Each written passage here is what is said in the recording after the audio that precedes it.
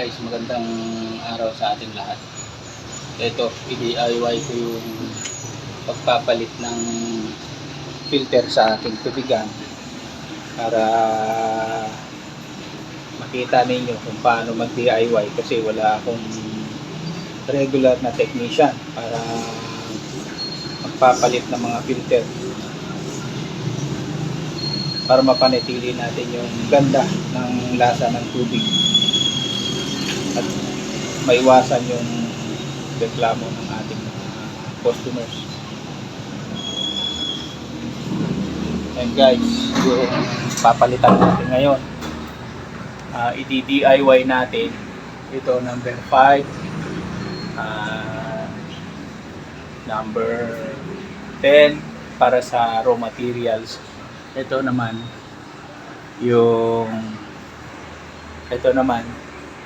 yung dalawang carbon na papalitan natin para yung lasa ng tubig ay hindi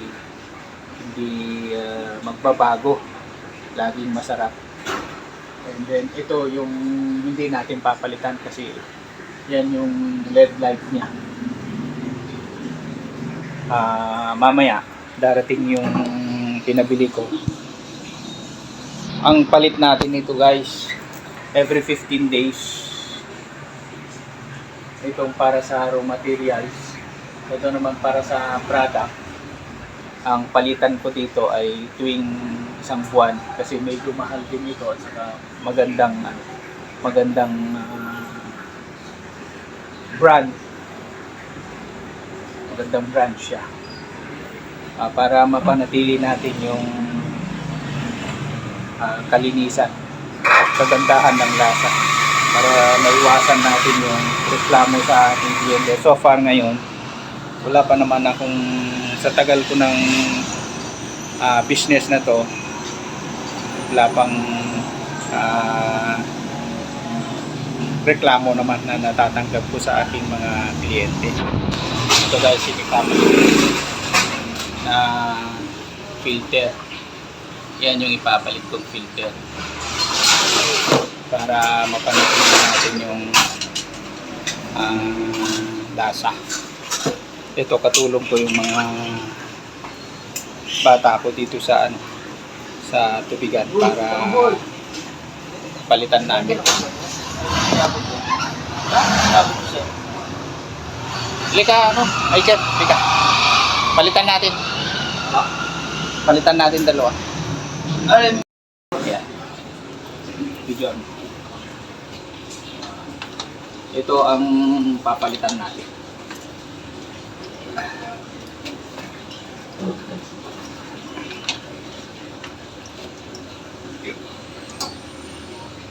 Tigas.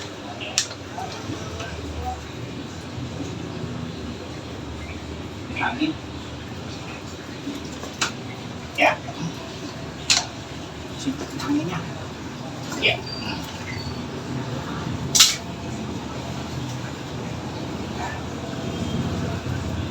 Ito yung palitan natin. Ito yung papalit.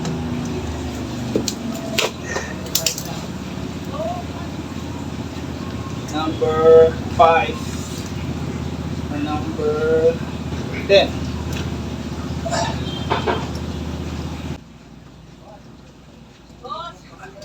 Hi ma'am, good morning. Daanan nyo na lang. Sige po, magpapalit lang filter.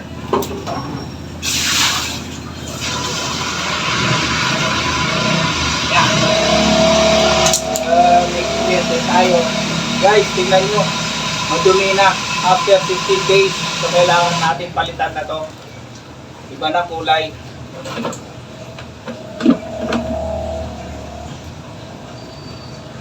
Ito ang ipapalit natin. Tignan nyo yung kulay niya. Puting-puti. Pinagkaiba after 15 days. Para mapanatili natin yung ganda ng lasa ng tubig. At maiwasan yung reklamo ng mga kliyente natin at saka tubig ito eh. Kailangan lagi malinis.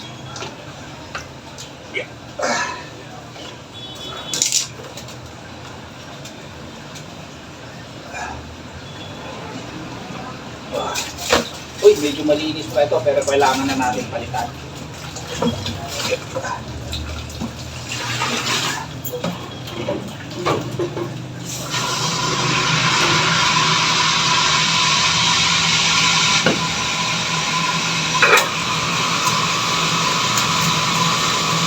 Ito ipalit natin. Number 10 to. Ito, tingnan nyo guys, medyo iba na kulay. Ito puting-puti, dirty white na siya. After 15 days use.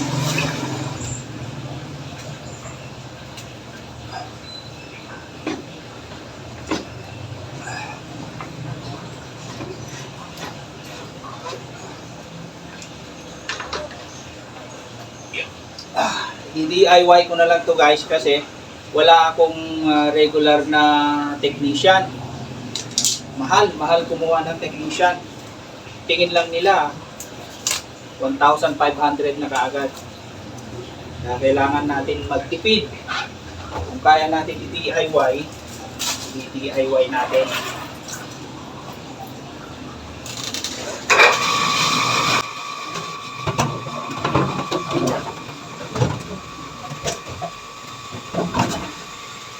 Ito naman, para sa carbon na to, para sa finished product. Kailangan natin isarado to para yung tubig hindi tuloy-tuloy.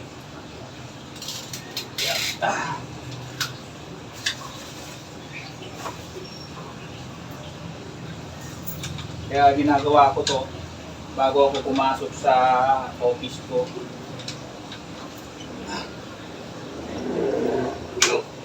Oh. Yes.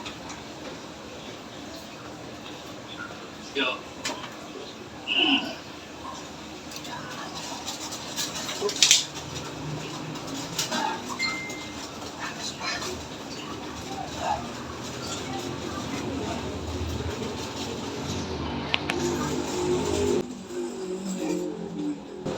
Wow.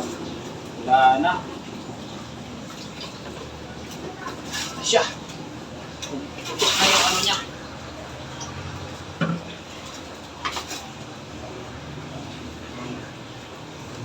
Lapit mo dito.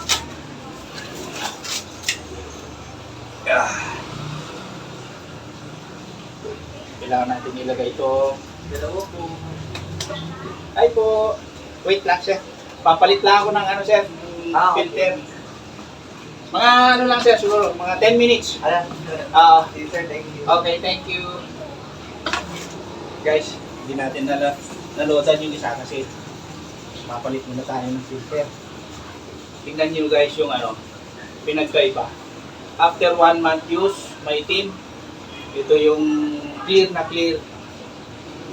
ipapalit natin. So after 1 month ito, papalitan natin.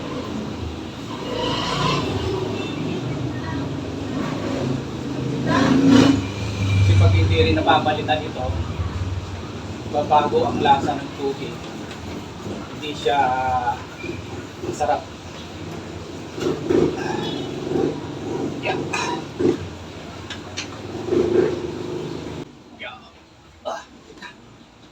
Dalawa to guys, dalawa. Kailangan sabay.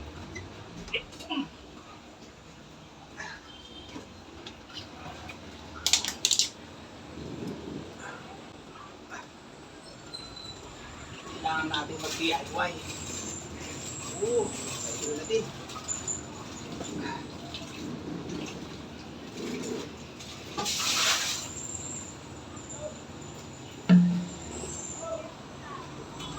Ito guys, yung ipapalit natin. Tingnan nyo yung sura. Siyempre bago.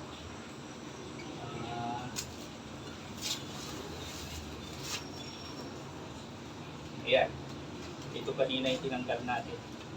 Tingnan nyo maitim. Tingnan nyo yung diferensya. Huwag ipa talaga. Saka guys, tutok na yung sa loob. Sa lakas ng pressure, dapat clear yan. Lakas ang pressure ng motor natin.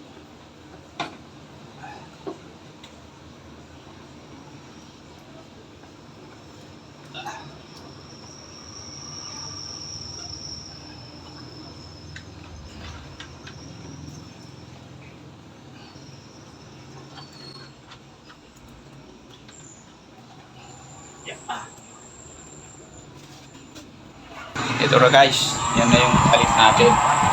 Ngayon, bubuksan na natin itong tubig. Yan.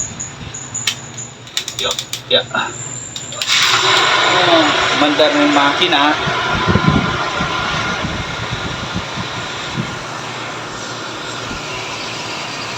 Tingnan natin.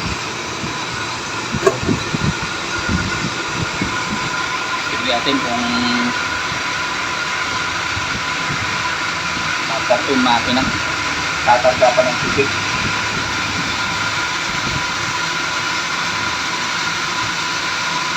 Ayan. Maandar pa yung makina natin. Ayan. Oops. Guys, tignan nyo yung linaw ng tubig pagkabago. So, sige bro. Pwede na.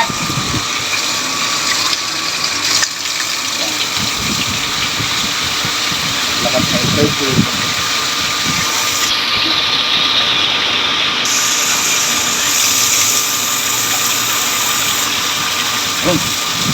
Linaw na linaw. O, ibang iba. Iba yung hagot. Iba yung hagot na. Ito yung mga kasama ko. Tubigan. Yan yung taga-driver ko. Lahat. All around din sila yan. Di, tapon nyo na lang ito mamaya. Yan, mga kaibigan ko dito.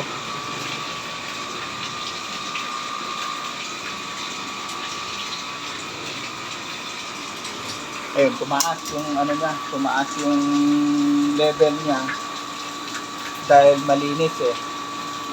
Kanina ano yan, 6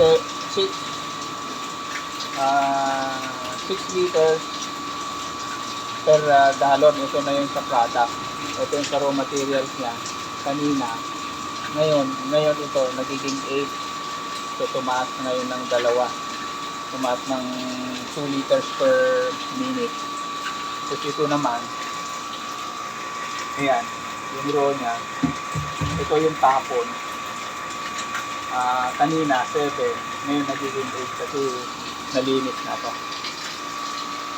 Alright guys. Alright guys. Ako naman, after ko dito, papasok din ako sa aking regular na trabaho, which is sa office naman ako. Doon mamaya papakita ko sa inyo yung trabaho ko doon after ko dito sa aking konting hanap buhay, dagdag sa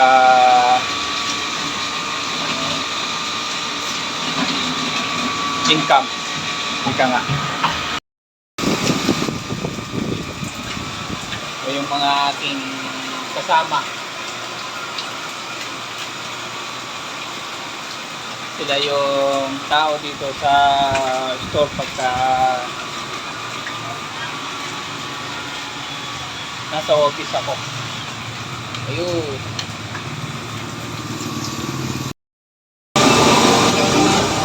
Guys, after ng office natin, nandito tayo ulit sa ating munting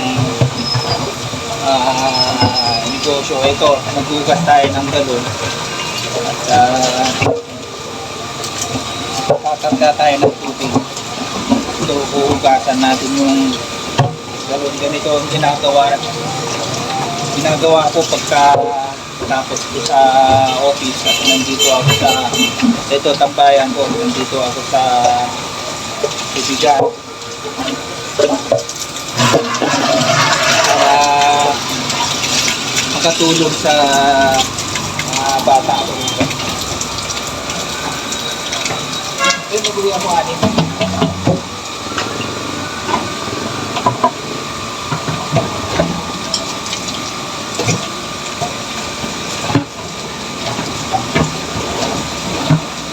tayo guys, lagari. So, kailangan natin to.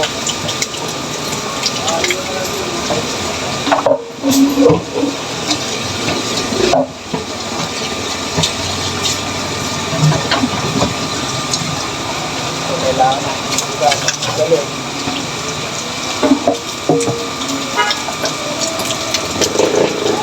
Saan mo ba? Ha? Hindi yung ayan.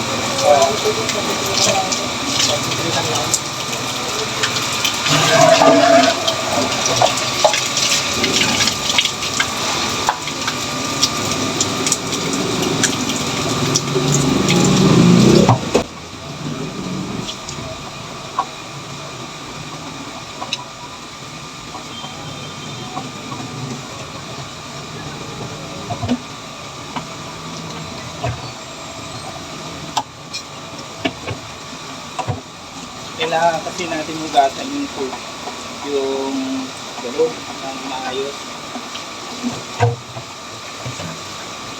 Kailangan ganito, kapunahan para maalis yung tumi-tumi sa labas. Kailangan malinis.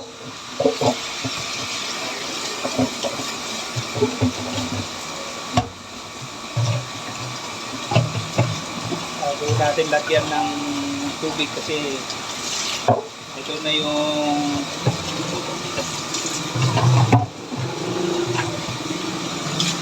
mainom natin diretso.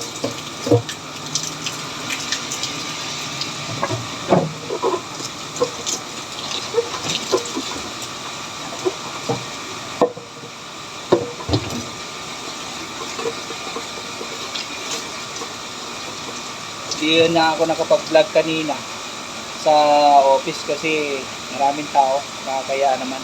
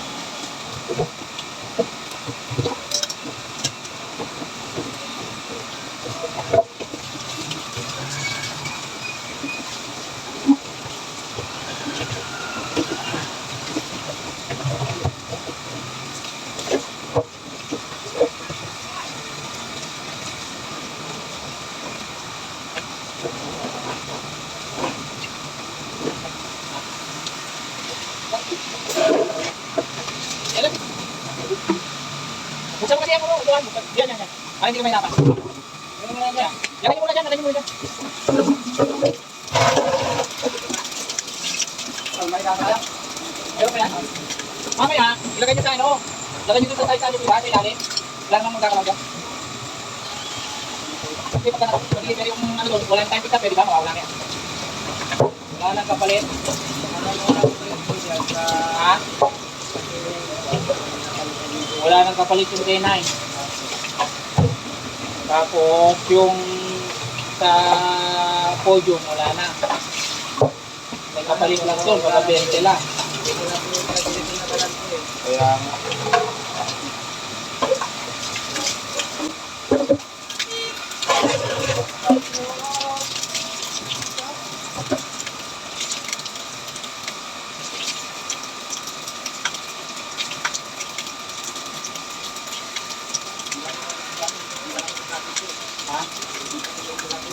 ay, yung isa dito. Ha? Ayaw kayo patin? Ha? Wala.